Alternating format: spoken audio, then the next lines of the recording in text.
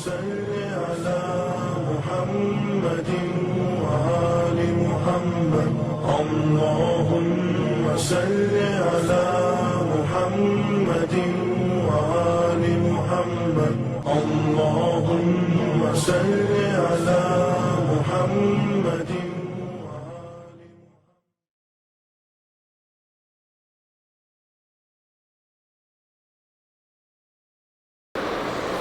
السلام عليكم ورحمة الله وبركاته. نحمده ونصلي على رسوله الكريم. أما بعد.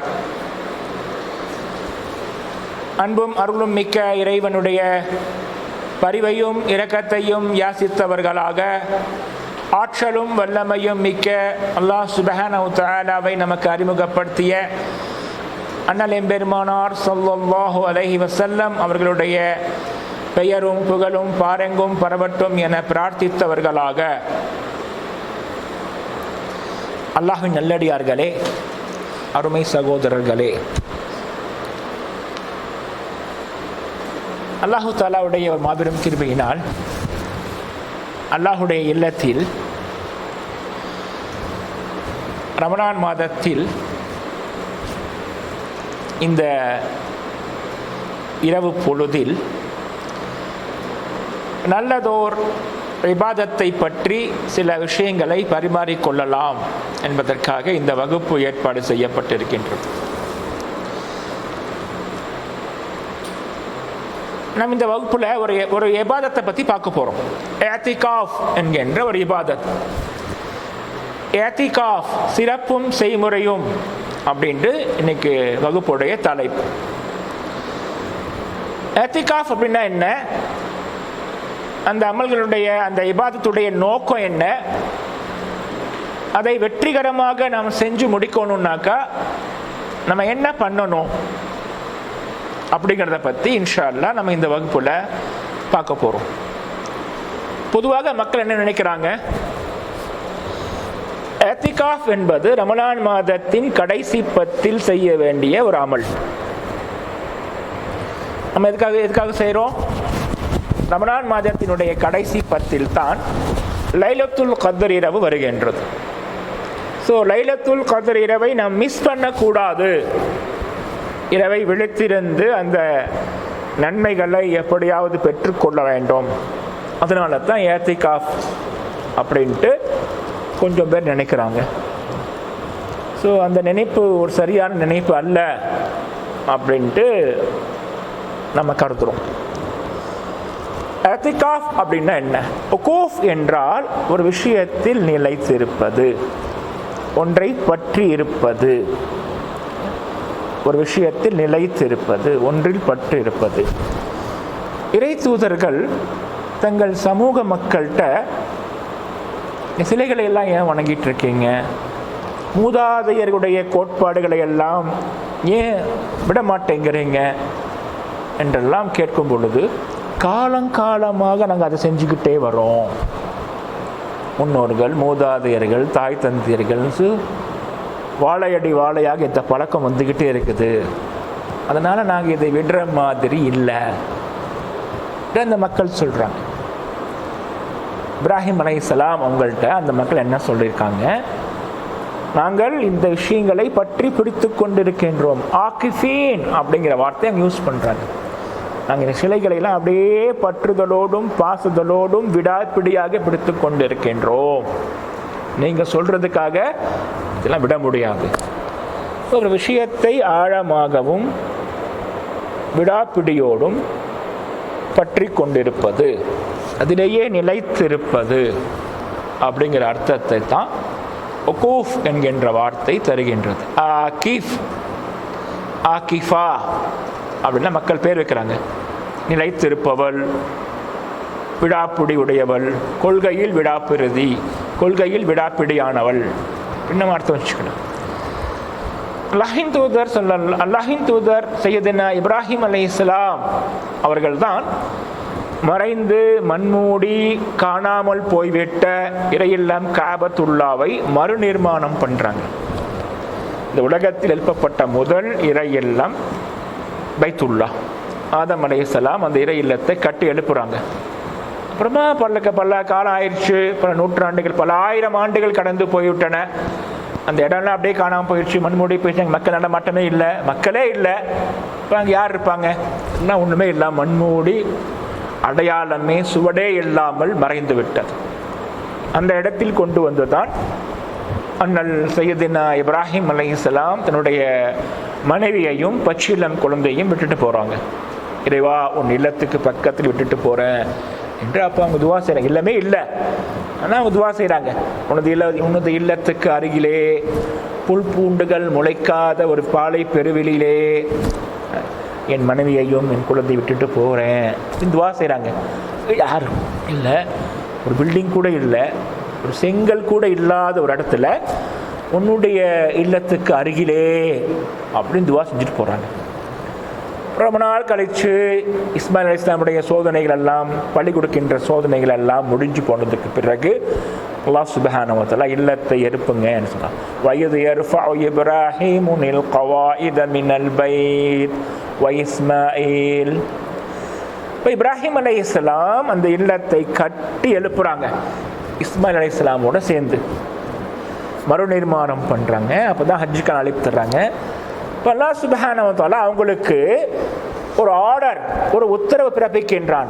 அன்தஹிரா பைத்திய லிஸ்ஸாயிஃபீன வல் ஆகிஃபீன். சரியா? என்னுடைய இந்த இல்லத்தை தூய்மையாக வைத்திருங்கள், இந்த இல்லத்தை தூய்மையாக வைத்திருங்கள். இதற்காக இங்கே தங்கி இருப்பவர்களுக்காக, வந்து செல்பவர்களுக்காக, இங்கேயே தங்கி இல்லத்தில் தங்கி இருப்பவர்களுக்காக, ஆகிஃபீனா ஏத்திக்காக இருக்கிறவங்க, இப்போ இல்லத்தில் தங்கி ஏத்திக்காக இருப்பவர்களுக்காகவும், வந்து செல்பவர்களுக்காகவும், ஹஜ்ஜுக்கு அழைத்து விடுறீங்கல்ல, வந்து போவாங்கல்ல, அவங்களுக்காகவும் இந்த இல்லத்தை தூய்மையாக வைத்திருங்கள். இப்போ கொஞ்சம் யோசிச்சு பாருங்க, அண்ணல் சையதுனா இப்ராஹிம் அலைஹிஸ்ஸலாம் காலத்தில் பைத்துல்லாவில் ஏத்திகாஃப் இருந்திருக்காங்க, ஏத்திகாஃப் இருக்கிறாங்க, இருக்க போகிறாங்க, மக்கள் வருவாங்க. ஸோ இல்லத்தை பரிசுத்தமாக வைத்திருங்கள் என்று அல்லாஹ் சுப்ஹானஹு வ தஆலா கட்டளை பிறப்பிக்கின்றான். ஏத்திகாஃப் என்கின்ற அமல், ஒரு அமல் காலங்காலமாக இருந்து வருகின்றது. இப்போ லைலத்துல் கத்ருக்காக இந்த அமல் அல்ல என்பதை நாம் உணர்ந்து கொள்ள வேண்டும். இது ஒரு தனி அமல். லைலத்துல் கத்ர் இபாதா பண்றது கண்ணியம் மிக்க இரவு, 1000 மாதங்களை விட சிறந்தது. அந்த இரவுக்கான அமல்கள், அந்த இறைவரை அடைவது, அது வேறொரு ட்ராக். ஏத்திகாஃப் என்பது வேற ஒரு ட்ராக். ரெண்டையும் நாம் இணைத்து விடக்கூடாது. உங்களுக்கு எல்லாம் தெரியும், உலக மூமின்களுக்கெல்லாம் வழிகாட்டியாக, வழிகாட்டும் ஒளிவிளக்காக ஒரு பெண்மணி இருக்கிறாங்க. அந்த பெண்மணியின் பெயரால் வான்மறை குர்ஆனில் ஒரு அத்தியாயமே இருக்கின்றது, மரியம் அலைஹிஸ்ஸலாம். அவங்க வாழ்நாள் முழுக்க ஏத்திகாஃப்ல இருந்திருக்காங்க, மெஹராபில் வாழ்நாள் முழுக்க ஏத்திகாஃப்லேயே இருந்திருக்காங்க, பள்ளிவாசல்லே. ஏத்திகாஃப் என்பது ஒரு தனி வழிபாடு.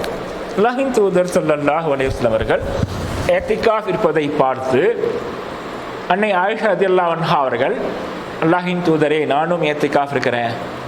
இப்போ அவங்களுக்கு பெர்மிஷன் கிடைக்குது. இப்போ அவங்க எப்படி பள்ளியில் உட்கார முடியும்? ஸோ அவங்க ஒரு தனியாக ஒரு சின்ன ஒரு டேரா மாதிரி கட்டிடுறாங்க. போர்வையை கொண்டு வந்து ஒரு ஒரு ஒரு ஸ்கொயர் மாதிரி கட்டிடுறாங்க, யாரும் தெரியாத மாதிரி. அதுக்குள்ளே அவங்க உட்காந்துருப்பாங்க ஒரு ஓரமாக. அதை பார்த்துட்டு அன்னை ஹஃப்ஸா ரலியல்லாஹு அன்ஹா அவர்கள், அல்லாஹ்வின் தூதரை, எனக்கும் பெர்மிஷன் கொடுங்க அப்படின்னு கேட்குறாங்க. அல்லாஹ்வின் தூதர் அவங்களுக்கு பெர்மிஷன் கொடுக்குறாங்க. மறுநாள் காலையில், 3வது நாள் காலையில் பார்த்தா அண்ணல் ஜைனப் பின்த் ஜஹஷ், சரியா, அன்னை மைமுனா, இப்படி ஒரு 7-8 பேர் அப்படியே கூடாரமாக இருக்குது, குட்டி குட்டி கூடாரமாக இருக்குது பள்ளிக்குள்ளே.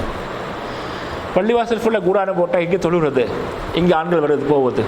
அதனால் எல்லா கூடாரங்களையும் கலைங்க அப்படின்னு ஆணையிடுறாங்க. நானே ஏத்திகாஃப் இருக்கலை என்று ஏத்திகாஃபை அல்லாஹ்வின் தூதர் ஸல்லல்லாஹு அலைஹி வஸல்லம் ட்ராப் பண்ணிடுறாங்க. ஏத்திகாஃப் இருக்கலை. அந்த ஆண்டு அல்லாஹ்வின் தூதர் ஸல்லல்லாஹு அலைஹி வஸல்லம் அவர்கள் ஷவ்வால் மாதம் 10 நாட்கள் ஏத்திகாஃப் இருக்கிறாங்க. ஷவ்வால் மாதத்தில் அல்லாஹ்வின் தூதர் ஸல்லல்லாஹு அலைஹி வஸல்லம் ஏத்திகாஃப் இருக்கிறாங்க. அப்புறம் அப்புறம் ஒரு முறை பார்த்தீங்கன்னாக்கா அல்லாஹின் தூதர் ஸல்லல்லாஹு அலைஹி வஸல்லம் ரமலான் மாதத்தின் நடுப்பத்தில் அல்லாஹின் தூதர் ஸல்லல்லாஹு அலைஹி வஸல்லம் அவர்கள் ஏத்திகாஃப் இருந்திருக்கின்றார்கள். ஏத்திகாஃப் என்பது ஒரு தனி வழிபாடு. ஷரியா அதை தனியாகத்தான் வைத்திருக்கின்றது. நம்ம தான் அந்த வழிபாடு இறுதி பத்தில் வருவதால் அதை லைலத்துல் கதரோடு நாம் இணைத்து விட்டோம். லைலத்துல் கதருக்கும் அந்த வழிபாட்டிற்கும் எந்த தொடர்பும் கிடையாது. இது முதல் புரிந்து கொள்ள வேண்டும். ரமலான் கடைசி பத்தில் தான் ஏத்திகாஃப் இருக்கணும் அப்படின்னு எந்த கட்டாயமும் கிடையாது. நீங்கள் எப்போ வேணால் ரமலான் இருக்கலாம். நம்மளும் இந்த 10 வருஷமாக சொல்லிக்கிட்டே இருக்கிறோம், ரமலான் கடைசி பத்தில் தான் ஏத்திகாஃப் இருக்கணும், அவசியம் இல்லைங்கன்ட்டு. ஆனால் யாரும் இதை கேட்ட மாதிரி தெரியல. நமக்கு தெரிஞ்சு யாரும் ரமலான் நடுப்பத்திலேயோ அல்லது ரமலானுடைய முதல் பத்திலோ யாரும் ஏத்திகாஃப் இருப்பதை போல தெரியல. ஆனால் சில நல்ல உள்ளங்கள் நம்ம பார்த்துருக்குறோம். ரமலான் முழுவதும் ஏத்திகாஃபில் இருக்கின்ற நல்ல ஆன்மாக்கள் இன்றைக்கும் தமிழ்நாட்டில் இருக்கிறாங்க. நம்ம அவங்கள போய் பார்த்துருக்கோம். அவங்கள பார்த்து நமக்கு பொறாமையாக இருக்குது. பார்த்த உடனே பள்ளிக்கு போயிடுறாங்க. ரமலான் பிறையை பார்த்தவுடன் பள்ளிவாசலுக்குள்ளே போயிடுறாங்க. அப்புறம் இறைவனோடவே இருக்கிறாங்க. ஷவ்வால் பிறை பார்த்த பிறகு வெளியே வர்றாங்க. சரியா? இது ஒரு சூப்பர் ஏத்திகாஃப். உங்களுக்கு வாழ்க்கையில் இளமை தீர்வதற்குள் வாய்ப்பு இருந்தால் அதுக்கு முயற்சி பண்ணுங்க, அல்லது இளமை தீர்ந்து போய் எங்களை மாதிரி ஆனது பிறகாவது முயற்சி பண்ணுங்க இன்ஷா அல்லாஹ் தஆலா. நஃபில் ஏத்திகாஃப். சரியா? அதில் நஃபில் ஏத்திகாஃப் நம்ம சும்மா நஃபில் ஏத்திகாஃப்னு சொல்கிறோம். அப்படி நஃபில் ஏத்திகாஃப் கிடையாது. ரமலான் மாதம் இல்லாத மற்ற மாதங்களிலும் நீங்கள் ஏத்திகாஃப் இருக்கலாம். அது ஷரியா வரவேற்கின்றது. அதை இருந்து பார்த்தீங்கன்னாக்கா அதனுடைய சுவை அற்புதமாக தெரியும். ரமலானில் ஒரு அலை அடிக்குது, ஒரு இபாதத் அலை. ஸோ அது அற்புதமான ஒரு ஆன்மீக அலை. நீங்கள் ஃபீல் பண்ணலாம். ரமலான் அல்லாத மற்ற மாதங்களை நோன்பு வச்சிங்கனாக்கா ஒரு நோன்பு வைக்கிறதுக்கே ரொம்பவும் நாக்கெல்லாம் வெளியே தள்ளிடும் இல்லையா? தொண்டை தண்ணிலாம் காஞ்சு போயிடும், வறண்டு போயிடும், ரொம்ப சிரமமாக இருக்கும். ஒரு 2 நோன்பு வைக்கணும் முடிவு பண்ணி வச்சிங்கனாக்கா ஒரு வழி ஆகிடுவீங்க. ஆனால் ரம்லான் மாதத்தில் பார்த்தீங்கன்னாக்கா அப்படியே நோம்பிச்சுக்கிட்டே போகலாம், ஒன்றுமே தெரியாது. முதல்ல ஒரு நோம்பு 2 நோம்பு ஒரு மாதிரி இருக்கும், அப்புறமா அப்படி போய்கிட்டே இருக்கும். நம்ம சப்போஸ் நம்ம வேலையில் விஷயமா வெயில் அலையிறோம், பிடிக்கிறோம், வெயிலில் போகிறோம் வர்றோம்னா கொஞ்சம் சிரமமாக இருக்கும். ஆனால் நோன்பு வைப்பது சிரமமான காரியமாகவே பொதுவாக தெரியாது. ஸோ இந்த ரமலான் மாதத்தினுடைய இந்த ஆன்மீக அலையில் ஏத்திகாஃப் இருப்பது ஒரு பெரிய விஷயமே கிடையாது. அது அப்படியே இருந்துட்டு போயிடும். ரமலான் அல்லாத மாதங்களில் ஏத்திகாஃப் இருப்பது தான் ரொம்பவும் கவனத்திற்குரிய விஷயம். சரியா? ரொம்பவும் நன்மைகளை பெற்று தருகின்ற விஷயம். ஏதோ ஒரு சின்ன பள்ளிவாசலில் யாருமே இல்லாமல் நீங்கள் மட்டும் தனியாக இரவில் உட்கார்ந்துருப்பது, சரியா? அது ஒரு அற்புதமான அனுபவமாக இருக்கும். ஏத்திகாஃப் அப்படின்னா என்ன என்பதை பற்றி நம்ம பார்ப்போம். ஏத்திகாஃப் என்றால் முதலே சொன்னேன், பிடித்திருப்பது. இபாதத் ஆகும் பொழுது என்ன அர்த்தத்தை கொடுக்கின்றது? இறைவனை பற்றி இருப்பது, இறைவனை பற்றி இருப்பது, இறைவனோடு தனித்து இருப்பது, உங்கள் ரப்போடு நீங்கள் தனித்து இருப்பது. அதான் ஏத்திகாஃப். உங்கள் ரப்போடு நீங்கள் தனித்திருக்கின்றீர்கள். அல்லாஹ்வின் தூதர் ஸல்லல்லாஹு அலைஹி வஸல்லம் அவர்கள் ஒரு 1450 ஆண்டுகளுக்கு முன்னால், சரியா, உங்களுக்கு என்ன தெரியும்,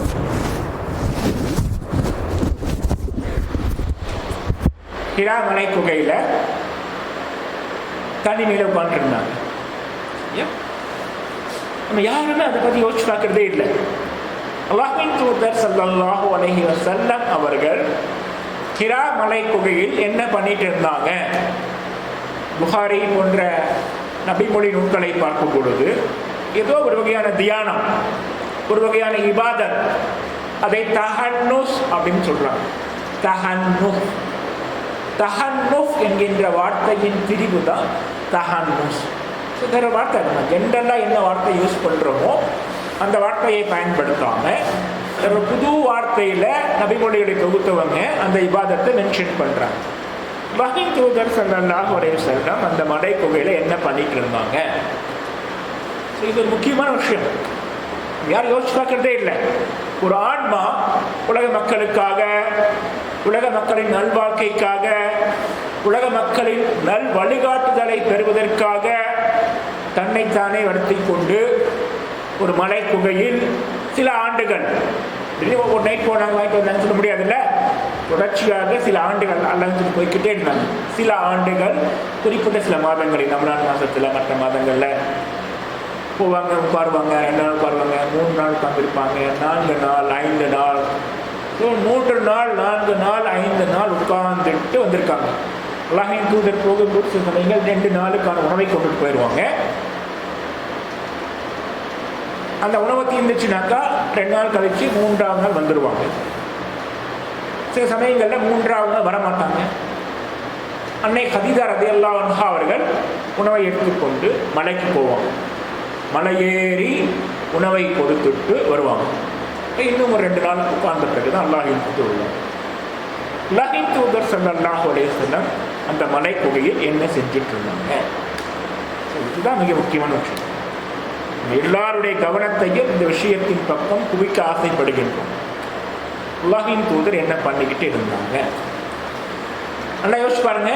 இன்னைக்கு உங்களுக்கும் எனக்கும் இஸ்லாமை பற்றி, ஈமானை பற்றி, குர்ஆனை பற்றி, ஷரியத்தை பற்றி நிறைய விஷயங்கள் தெரியும். நிறையங்கிறது நம்ம ஓரளவு வச்சுக்கலாம், ஓரளவுக்காக விஷயங்கள் தெரியும். ஸோ நமக்கு தெரிந்த இந்த விஷயங்களை பற்றி நம்ம சிந்திக்க முடியும், அதை மனசு அசைபார்த்து கொண்டு இருக்க முடியும். உங்களுக்கும் எனக்கும் குர்ஆனுடைய சில அத்தியாயங்களாவது மனப்பாடமாக தெரிந்திருக்கும், சில நபிமொழிகளாவது மனப்பாடமாக தெரிந்திருக்கும். அவற்றையெல்லாம் நம்ம ஓதிக்கொண்டு இருக்கலாம். நமக்கு திக்ருகள் தெரியும், குர்ஆன் திலாவத் தெரியும், ஸலவாத் தெரியும். ஸோ நாம் பல இரவுகளை ஒரு தனிமையான இடத்தில் உட்கார்ந்து நம்மால் கழிக்க முடியும். உண்டா இல்லையா?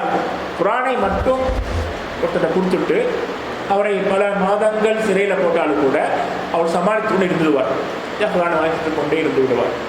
ஆனால் எதுவுமே இல்லாத ஒரு காலகட்டத்தில் அல்லாஹ்வை பற்றி நமக்கு எந்த மேட்டருமே தெரியாது. இறைவன் இருக்கிறான், அது மட்டும்தான் தெரியும். நம்ம உள்ளம் சொல்லுது இறைவன் இருக்கிறான் அப்படின்னு. இறைவன் ஒருத்தன் இருக்கின்றான், அவன் எனக்கு வழிகாட்டுவான், அவ்வளோ. இந்த ஒரே ஒரு வரிதான். இந்த ஒரே ஒரு செய்தியை வைத்துக் கொண்டு நீங்கள் எவ்வளவு நேரம் தியானத்தில் உட்கார்ந்திருப்பீங்க? இறைவன் இருக்கின்றான், அவன் எனக்கு வழிகாட்டுவான்.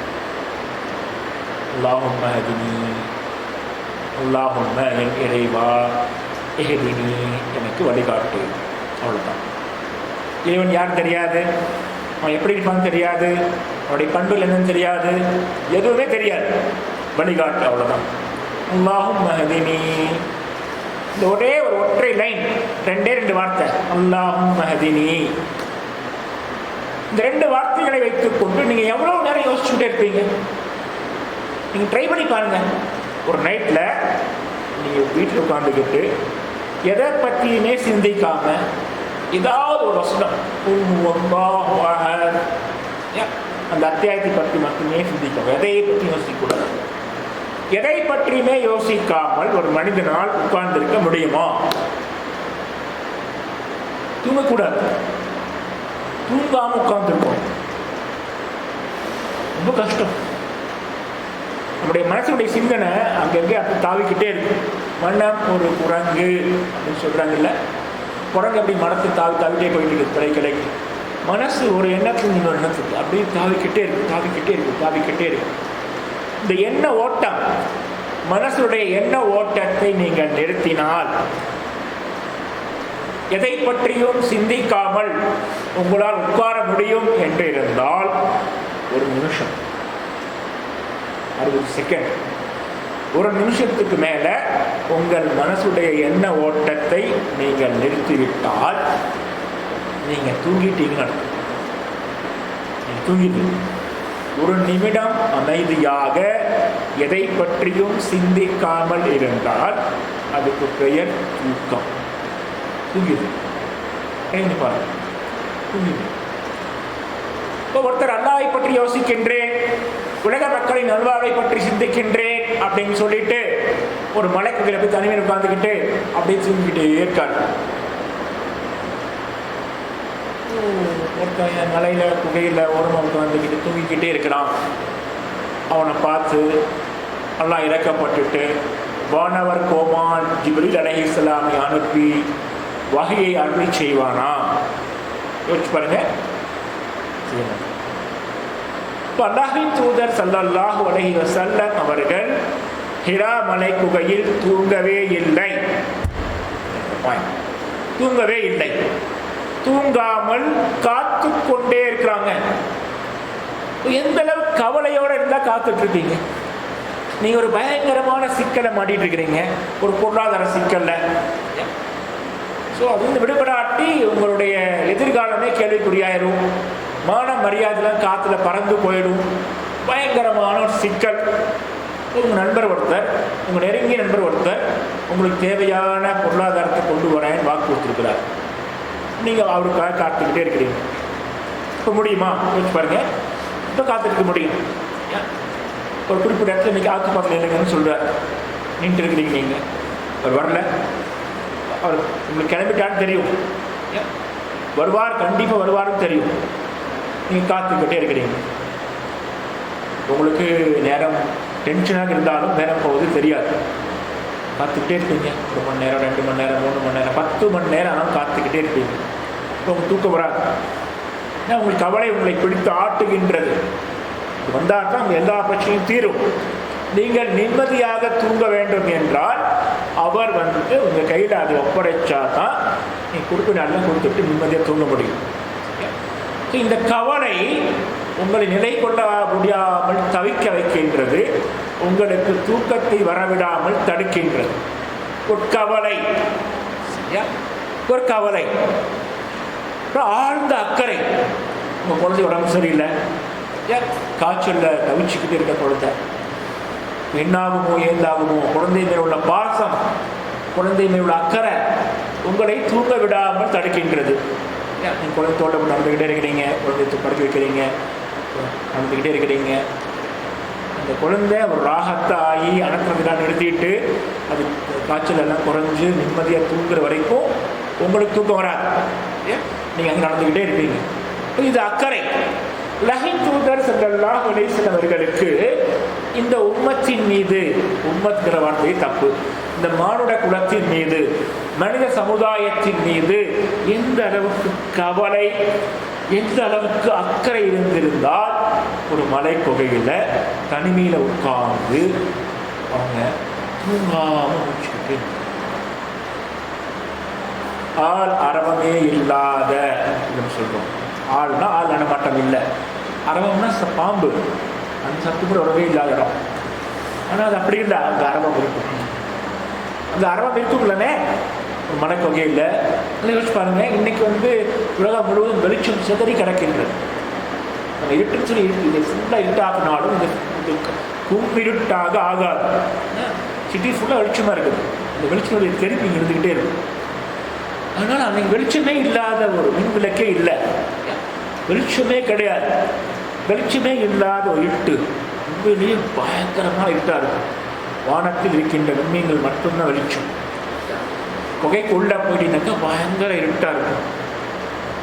உள்ள விஷக்கடி, விஷத்தை கக்குகின்ற பூச்சிகள் இருக்கலாம், தேள்கள் இருக்கலாம், நட்டுவாக்கிலிகள் இருக்கலாம், சின்ன சின்ன வண்டுகள், வேறு வேறு பூச்சி பொட்டுலாம் இருக்கும், கொசு தொல்லை இருக்கும். வெளியில் மலைச்சாரலில் நடிகள் ஊழையிடும். இதுதான் செய்யும். வெயிலெல்லாம் எல்லாம் இருக்குன்னு செய்யும். பூச்சி பொட்டு தொல்லையெல்லாம் இருக்கவே முடியாது. வீட்டை சுற்றி நீங்கள் நடக்க வச்சாலேயே வீடு ஃபுல்லாக பூச்சிகளாக இருக்கும். ஒரு காட்டில் உட்காரும் பொழுது எப்படி பூச்சிகளாக இருக்கும். அதையெல்லாம் சகித்து கொண்டு அல்லாஹ்வின் தூதர் ஸல்லல்லாஹு அலைஹி வஸல்லம் உட்கார்ந்து விஷயம் சொல்கிறேன் பாருங்க. சென்ற முறை, இந்த முறையில், இந்த முறைக்கு முதல்ல பிஜேபி ஆட்சி வந்த பொழுது நரேந்திர மோடி முதல் முறையாக பிரதம அமைச்சர் ஆகிறார். அவர் ஒரு அறிவியல் மாநாட்டில் போய் பேசுகிறார். ஒரு அறிவியல் மாநாட்டில் போய் அவர் பேசுகிறார். பேசும்போது அவர் பாயிண்ட் சொல்கிறார். நான் ரொம்ப நாளாக யோசிச்சுக்கிட்டே இருக்கிறேன். அதுக்கு விடை நரேந்திர மோடி தான் கொடுத்தார். அவர் என்ன சொல்கிறார், நம்முடைய முனிவர்கள் எல்லாம் தவம் செய்து கொண்டிருக்கும் பொழுது அவங்கள சுற்றி அந்த ஆண் அலைகள் இந்த மெடிடேஷன் பண்ணுறாங்க இல்லையா, ஒரு போர்வையை கூட ஆகிடும். ஒரு போர்வை கூட அந்த ஆன்மை, இந்த ஒளி போர்வை, அந்த ஒளி போர்வையை ஊடுருவி கொண்டு பூச்சிகள், வண்டுகள், கொசுக்கள் எல்லாம் வரவே வராது. ஸோ இது அவர் உஸ்தாதாக கற்றுக் கொடுத்த விஷயம். அது உண்மையாக இப்போ அல்லாஹ்வின் தூதர் ஸல்லல்லாஹு அலைஹி வஸல்லம் உட்கார்ந்திருக்கும் பொழுது பூச்சி புற்றில் மக்கள் வராது. நீங்கள் ட்ரை பண்ணலாம். நீங்கள் ரொம்பவும் அப்படியே லயிச்சு போய் அப்படியே முழு ஈடுபாட்டோட அப்படியே கிறங்கி போய் நீங்கள் தொழுதுக்கு நினச்சிங்க, உங்களுக்கு கொசு கிடைக்கவே கிடைக்காது. நீங்கள் அதை மறந்துடுவீங்க. கொசு கிடைக்கும் தெரியாது, ஆனால் கொசு கிடைக்கவே கிடைக்காது. உங்களை சுற்றி கொசு வருமே வழிய உங்கள் உடம்புல கொசு உட்காரவே உட்காராது. நீங்கள் அமைதியாக ராகத்தாக தொழுதுகிட்டே இருக்கலாம். இப்போ அல்லாஹ்வின் தூதர் ஸல்லல்லாஹு அலைஹி வஸல்லம் இப்படிப்பட்ட ஒரு சூழலில் உட்கார்ந்திருந்திருக்காங்க பல நாட்கள். இறைவனை பற்றி ஒன்றுமே தெரியாத நிலையில் இறைவனோடு அல்லாஹ்வின் தூதர் ஸல்லல்லாஹு அலைஹி வஸல்லம் தனித்திருக்கிறாங்க. இறைவனோடு தனித்திருப்பது ஆலு இம்ரான் அத்தியாயத்தில் ஒரு வசனம் இருக்கின்றது. وَمَنِ اسْتَمْسَكَ بِاللَّهِ وَمَنْ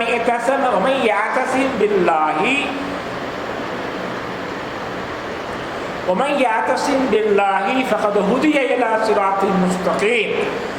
யார் அல்லாஹ்வை பற்றி கொள்கின்றானோ அவனுக்கு நேர் வழி கிடைக்கும்.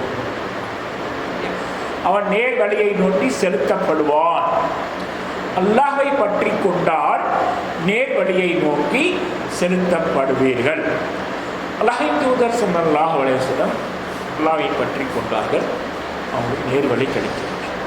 ஸோ அந்த அனுபவம், அந்த ஒரு அறிவு, அந்த ஒரு பரவசம் உம்மத்தில் அத்தனை பேர்த்துக்கும் கிடைக்கணும். அப்படிங்கிறதுக்காகத்தான் ஷரியா எத்திகாஃபை ஒரு வழிபாடாக ஆக்கியிருக்கிறது. அல்லாஹோடு தனித்திருங்கள், அல்லாஹோடு தனித்திருங்கள். இஅ்திஸாம் பில்லாஹ், இஅ்திகாஃப் என்பதன் அடுத்த அர்த்தம் அல் இஅ்திஸாம் பில்லாஹி, அல்லாஹ்வை பற்றி இருப்பது. இஅ்திகாஃப் உட்காந்துட்டீங்கன்னாக்கா உங்களுக்கும் உங்கள் அல்லாஹுக்கும் இடையில தான் உறவும் தொடர்பும் எல்லாம் இருக்கும். பேச்சுவார்த்தை கூட நீங்கள் அல்லாஹோடு மட்டும்தான் பேச வேண்டும். எவன்கிட்டையும் பேசக்கூடாது, யாரிடமும் பேசக்கூடாது. அல்லாஹோடு மட்டும்தான் உரையாடி கொண்டே இருக்க வேண்டும். அல்லாஹை பற்றி மட்டும்தான் சிந்தித்துக் கொண்டிருக்க வேண்டும். உங்கள் வீட்டை பற்றியோ உறவுகளை பற்றியோ ஃபோன் வர மெசேஜை பற்றியோ எதை பற்றியும் சிந்திக்கக்கூடாது. 10 நாள் ஏற்றி இருக்கிறீங்க, ஒரு 10 நாள் எல்லாத்தையும் விட்டுட்டு யோசிச்சு பாருங்க. நம்ம வாழ்க்கையில் பல இடங்களை இதை பண்ணிகிட்டே இருக்கிறோம். ஆனால் அதெல்லாம் அறியாமல் உணர்ச்சி பிளம்போடு, ஃபார் எக்ஸாம்பிள் உங்களுக்கு ஒரு ஆர்டர் வந்துருச்சு, மிக முக்கியமான ஆர்டர். அந்த ஆர்டர்லாம் ப்ரொடக்ட் பண்ணி எல்லாம் பேக் பண்ணி அலைன் பண்ணி அட்டி கட்டி 2 நாள் 3 நாள் ஆகுது. 2 நாள் 3 நாள் பார்த்தா நீங்கள் ஒன்றும் தூங்கிக்க மாட்டீங்க, சரியா? உங்கள் ஒய்ஃப்ட்ட பேசிக்க மாட்டீங்க, குழந்தைக்கு கொஞ்சிக்க மாட்டீங்க, உங்கள் வீட்டுக்கே போயிருக்க மாட்டீங்க, அரைக்குறையாக சாப்பிட்ருப்பீங்க, குழந்தை நிம்மதி சாப்பிட்ருக்க மாட்டீங்க. கவனம் ஃபுல்லாக ஒரே பாயிண்டாக இருக்குது. அந்த ஆடை எல்லாத்தையும் முடிச்சு கொடுத்துட்டு அப்புறம் ஓஞ்சி போய் நீங்கள் வீட்டில் போய் உட்காந்து அமைதியாக தூங்கி இருந்துச்சு. இதுதான் எங்கள் ரியல் லைஃபுக்கு வருவீங்க. ஒரு ஆர்டர், பணம் சம்பாதிக்கின்ற ஒரு வேகம், ஒரு 2 நாள் 3 நாட்கள் உங்களுடைய 3 நாட்கள் சாப்பிடும் நடந்துக்கிட்டே இருக்குது. ஒரு பிரச்சனை, ஒரு வருத்தம், ஒரு கவலை, ஒரு வலி, ஒரு வேதனை, ஒரு சந்தோஷம், ஒரு குதூகலம், ஒரு எதிர்பார்ப்பு, ஒரு ஏக்கம், ஒரு ஏமாற்றால் ஏற்பட்ட பாதிப்பு, இப்படி பல விஷயங்களுக்காக நாம் பல நாள்களை தொலைத்து கொண்டே இருக்கின்றோம். ஆனால் நம்முடைய கவனத்தில் வரதே இல்லை. பல நாட்களை நாம் தொலைத்து கொண்டே இருக்கின்றோம், நம்முடைய கவனத்தில் வருவதே இல்லை. விழிப்புணர்வோடு இறைவனுக்காக அப்படின்னா நம்ம எல்லா மேட்டரும் யோசிக்கிறோம். ஏற்ற இறக்கங்களை பார்க்குறோம், சாதக பாதங்களை பார்க்குறோம், நஷ்டங்களை கணக்கு பண்ணுறோம், முடியுமா முடியாதுன்னு பார்க்குறோம். அங்கே போய் உட்கார்ந்த பிறகு கூட 10 நாள் இறைவனுக்காக கொடுத்துடும் அப்படின்னு சொல்லிட்டு பள்ளிவாசலுக்கு போய் உட்கார்ந்த பிறகு கூட உங்களால் 10 நாள் கொடுக்க முடியறதில்லை.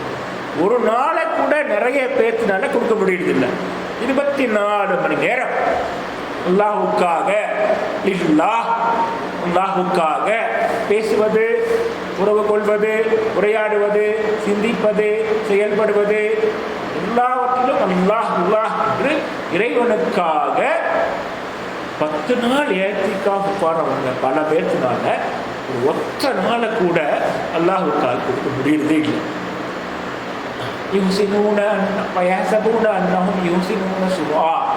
அதுக்காக கடைசி வருது. அவங்க நாங்கள் நல்ல விஷயத்தை தான் செஞ்சுக்கிட்டே இருக்கிறோம் அப்படின்னு நினச்சிக்கிறாங்க.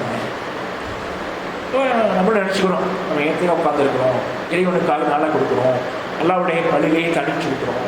ஆனால் நல்லா யோசிச்சு பார்த்து எங்கே ஃபோன் பேசியிருப்போம், வேறு யார்ட்டையும் மக்கள்கிட்ட பேசிட்டு பார்த்துருப்போம், நீ ஆகாவடி பயானை கேட்டு பார்த்துருப்போம், அவன்ற பயான் இவன்ற பயானை கேட்டு பார்த்துருப்போம், யூடியூப் பார்த்துட்டு பார்த்துருப்போம், தேவையில்லாத புஸ்தகங்களை படிச்சுட்டு பார்த்துருப்போம். அல்லது நம்ம யார்கிட்டையும் பேசாட்டி கூட நம்முடைய மனசு ஃபுல்லாக வேறு ஏதோ சிந்தனைகள், வீட்டை பற்றி, அதை பற்றி, வாழ்க்கை பிரச்சனைகள், இல்லற பிரச்சனைகள், மனைவியோடான பிரச்சனைகள், குழந்தைகள் பிரச்சனைகள், அண்டைகள் பிரச்சனைகள், தேவையில்லாத எல்லா பிரச்சனைகளையும் பற்றியும் அதை பங்குவாக கட்டிட்டு போயால அந்த பிரச்சனையை தீர்த்து கூடியால எதுக்கு போய் அந்த பிரச்சனை யோசிச்சுக்கிட்டே இருக்கிற, அது போய் துவாவில் கேட்குற. நீ கவலைப்பட்டது போதாதுன்னு நினச்சிக்கிட்டு அல்லாஹ்வையும் அந்த கவலைக்குள்ள இருக்கான். அந்த கவலையை தீர்த்து கொடு, அந்த கவலையை தீர்த்து கொடு.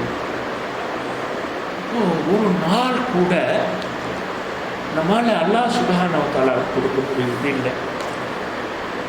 அது உங்கள் நஃப்ஸை நீங்கள் கண்ட்ரோல் பண்ணி இழுத்து கட்டி, இந்த தாபியங்களை பற்றி குறிப்பிட வருகின்றது. அதெல்லாம் ஏவு நேர படுக்கையே கபரு மாதிரி பண்ணி வச்சுருப்பாங்க. அந்த கபருலாம் அவங்க கஃபனோடு தான் தூங்குவாங்க. பொதுவாகவே இரவு நேரத்தில் கஃபன் மனோநிலையில் தூங்க போவது நல்லது அப்படின்னு சொல்கிறாங்க. ஓகே, அவ்வளோதான், சரண்டர், எல்லாத்தையும் ஒப்படைச்சாச்சு. ஷரியா ஆணையிடுகின்றது, உங்களுக்கு சொத்து பத்து இருக்குது அப்படின்னாக்கா, உங்களுக்கு வீடு வாசல் சொத்து பத்து ஏதாவது இருக்குது அப்படின்னாக்கா எந்த இரவையும் வசியத் செய்யாமல் தூங்க போகாதீங்க. ஷரியாவுடைய ஆர்டர். உங்களுக்கு சொத்து பத்து இருக்குதுனாக்கா அதை வசியத் பண்ணி வச்சுருக்கோம். யார் யாருக்கு என்ன அதுன்னு வச்சுருக்கோம், அதுக்கு தூங்க போகணும். அப்புறம் ஒரு மாதத்துக்கு பிறகு அது மாற்றிக்கணும். ஆனால் அது இல்லாமல் தூங்க போகவே கூடாது. ஒரு நைட் அப்படியே போட்டீங்க, ஆனால் சொத்து பத்து பிரிக்கிறது எந்த பிரச்சனையும் வரக்கூடாது. கிளியராக தெளிவாக இருக்கும். வசியத், சொத்துல உரிமை உள்ளவங்க உரிய பார்க்க போய் சேர்ந்துடும். உரிமை இல்லாதவங்களுக்கு நண்பர்களாக இருக்கலாங்க, தேவைப்பட்டவங்களாக இருப்பாங்க. நீங்கள் உங்களுடைய சதக்கத்து ஜாரியாவுக்காக இருப்பீங்க, அதில் நீங்கள் ஏதாவது வழக்கமாக வச்சுருப்பீங்க, பிள்ளையோ வளர்த்துட்டு இருப்பீங்க. இப்போ அவங்களுக்கு உரிய பாகத்தை வசியத் பண்ணி வைக்கணும் இல்லையா? ஸோ கஃபன் மனோநிலையில் தூங்க போவது ரொம்ப முக்கியமான விஷயம். 60 வயசு உங்களுக்கு ஆயிடுச்சு அப்படின்னாக்கா நீங்கள் மனசுக்குள்ளே கஃபன் போட்டுக்கீங்க அப்படின்ட்டு அறிஞர்கள் சொல்கிறாங்க. அல்லாஹ்வின் தூதரின் வயசை தாண்டிட்டீங்க, 60 வயசு ஆயிடுச்சு அப்படின்னாக்கா கஃபன் மனசுக்குள்ளே போட்டுக்கோங்க. கஃபன் மனோநிலையில் இருக்கணும். அதுக்கே இமாம்கள் பயிற்சி பெற்றிருக்கின்றார்கள், அந்த மனோநிலை இருந்திருக்காங்க. நம்மளால் நம்ம மனசை கண்ட்ரோல் பண்ணவே முடியல பாருங்க. நம்மளால் நம்ம மனசை கண்ட்ரோல் பண்ணவே முடியல. மனசை கண்ட்ரோல் பண்ணுகின்ற கலையை தான் நோன்பு நமக்கு கற்பித்து கொடுக்கின்றது. ஸோ அந்த நோன்பு வச்சு 20 நாள் ப்ராக்டிஸ் பண்ணிவிட்டு மனசு கண்ட்ரோல் வந்துருச்சா இல்லையா அப்படின்னு டெஸ்ட் பண்ணுறதுக்காக நம்ம ஏத்திக்காவுக்கு போகிறோம். ஏத்திக்காக உட்காரணும், யார்கிட்டையும் பேசக்கூடாது, யாரை பற்றியும் யோசிக்கக்கூடாது, செல்ஃபோன் கொண்டு போகவே கூடாது. வீட்டில் அவங்க கொண்டாடி செத்து போனால் நீங்கள் வர வேண்டிய அவசியமே இல்லை. சரியா? அந்த மாதிரி மென்டாலிட்டியோட உள்ளே உட்காரணும். அப்படியே செத்து போயிட்டா போய் பார்த்து என்ன போகிறீங்க, ஓகே டெஃபன் பண்ணிவிடுங்க அப்படின்ட்டு சொல்லி அனுப்பிச்சிடுங்க.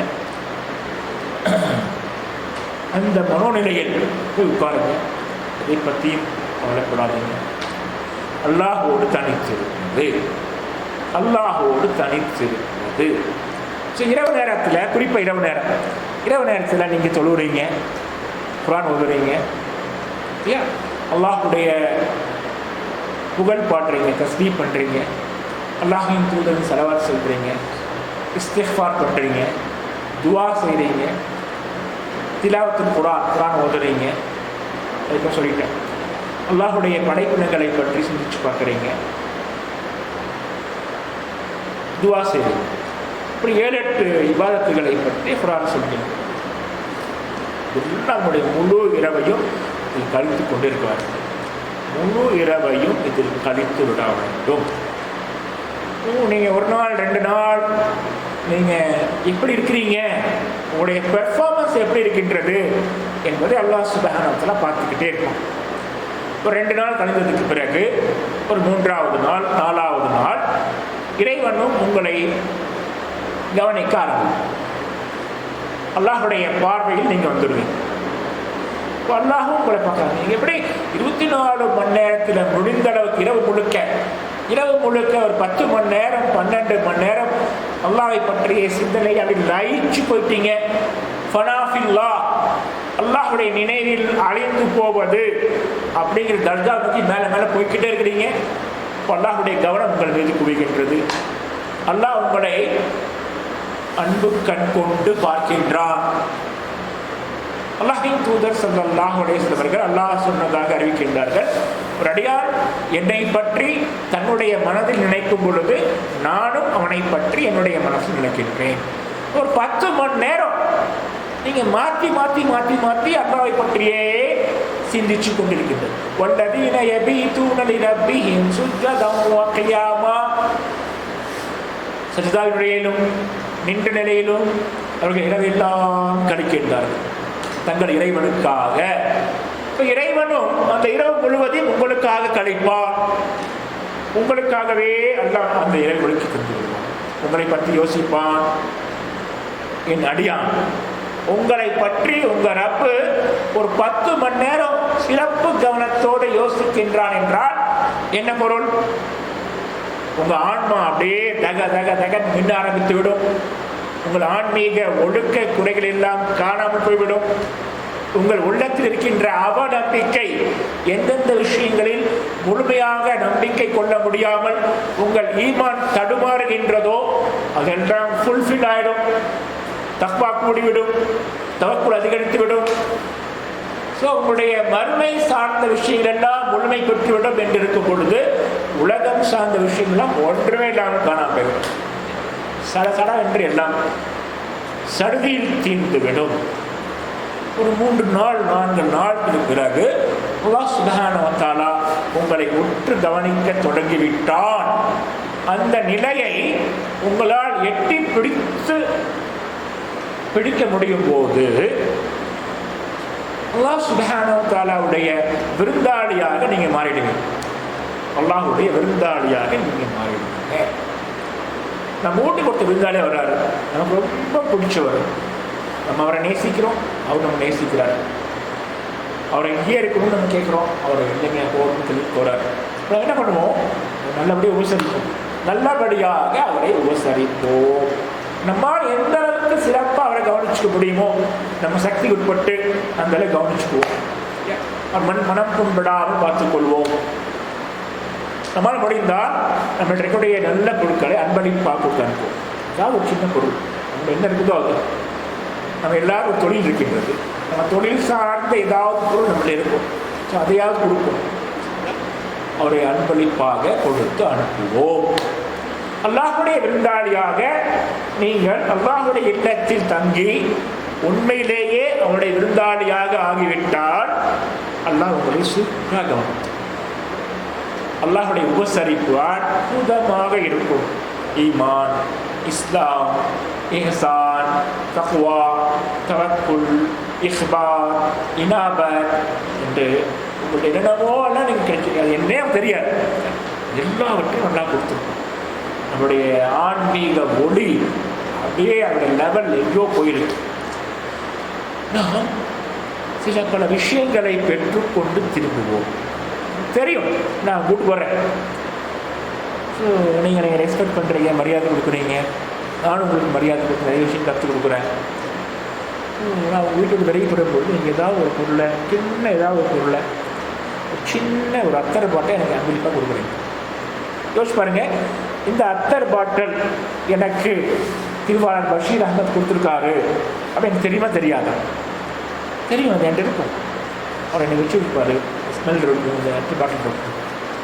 ஸோ அவர் கொடுத்த அந்த அன்பளிப்பு பொருளை நான் பார்ப்பேன், பயன்படுத்துவேன், உணர்வேன், மற்றவங்களுக்கு கொடுப்பேன். அல்லாஹ்வுடைய வீட்டில் விருந்தாளியாக இருந்து உண்மையிலேயே நீங்கள் விருந்தாளியாக இருந்து வெளியே செல்லும் பொழுது ரிஸ்குமின் இந்த எல்லா அல்லாஹிடமிருந்து ஒரு ரிஸ்கு கொடுக்கிறேன். ஃபீல் பண்ணுங்க, ஃபீல் பண்ணுங்க. அந்த ஃபீலில் உங்களால் வெளியே சொல்ல முடியாமல் இருக்கலாம், என்னவென்று மற்றவங்களுக்கு உங்களால் எடுத்து சொல்ல முடியாமல் இருக்கலாம். ஆனால் உங்கள் மனசுக்கு நீங்கள் ஃபீல் பண்ணுவீங்க, கிடைச்சிருச்சு அப்படின்னு உங்களுக்கு தெரியும். ஸோ இந்த ஃபீல், இந்த உணர்வு அதி அற்புதமான ஏத்திகாஃபில் அல்லாஹ்வுடைய விருந்தாளியாக ஒரே ஒரு நாளை நீங்கள் கழிச்சிருந்தாலும் உங்களுக்கு இந்த உணர்வு ஏற்படும். இந்த உணர்வு அவ்வளோ சீக்கிரம் ஒரு 3 மாதம் 4 மாதம் போயிடாது. இந்த உணர்வு உங்களுக்கு ஏற்பட்டு விட்டால் நீங்கள் சாவும் வரைக்கும் அது கூடவே இருக்கும், சாவும் வரைக்கும் கூடவே இருக்கும். அல்லாஹ்வுடைய இல்லத்தில் தனித்திருப்பது என்பதெல்லாம் ஏத்திகாஃப். அல்லாஹோடு தனித்திருப்பது, உங்கள் ரப்போடு தனித்திருப்பது. இன்கேஸ் உங்களுக்கு அல்லாஹுடைய இல்லத்தில் தனித்திருக்கின்ற வாய்ப்பு கிடைக்கல, அல்லாஹுடைய இல்லம் அதுக்கு வாய்ப்பாக இல்லை, பெண்கள் இருக்கிறாங்க, லாக்டவுன் போட போகிறாங்க, இன்கேஸ் அப்படி அல்லாஹின் இல்லத்தில் ரப்போடு தனித்திருப்பது வசப்படாவிட்டால், வாய்ப்பு அமையாவிட்டால், புகையாக இருக்குல்ல, புகை இருக்கிறது, உங்கள் வீட்டிலேயே ஒரு ரூம் புகையாக்கிங்க, இராமலை புகையை போல உங்கள் வீட்டில் ஒரு அறையை புகையாக்கிங்க. அப்படி இரவு நேரத்திலாவது அல்லாஹோடு தனித்திருப்பது, என்னை படைத்த ரப்போடு தனித்திருப்பது, படைத்த ரப்போடு தனித்திருப்பது. அட்லீஸ்ட் இந்த லாக்டவுன் பீரியடில் இரவுகளிலாவது அல்லாஹோடு தனித்திருப்பது. அந்த அடிப்படையில் நான் இந்த இபாதத்தை கழிக்க ஆரம்பித்து விட்டால்